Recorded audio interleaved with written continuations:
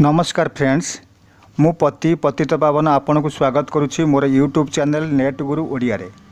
BSNL तार 319 plan रे आज परिवर्तन करिछि, जेउटी बीएसएनएल ग्राहक माने 319 रिचार्ज करी 90 डेज अनलिमिटेड वॉइस कॉलिंग रो सुविधा पाउथिले। से प्लान रे बीएसएनएल आज चेंज करिछि। 90 डेज परिवर्ते एबे ग्राहक मानकु मिलिबो 84 डेज। सेहीपरि बीएसएनएल 99 प्लान रे जेउटी ग्राहक मानकु 26 days unlimited voice calling Daula, voice calling सुविधा दौला, सेठी एबे 99 रिचार्ज कले आपन को मिलुची 24 डेज। आपण मानक बीएसएनएल रे प्लान किपरि लागुची तले कमेंट रे जणांतु। मोर ए चैनल को सब्सक्राइब करंतु। पुणी देखा हबो आउ एक नुआ वीडियो रे। सेते बळ जाय रहूची। नमस्ते, जय हिंद।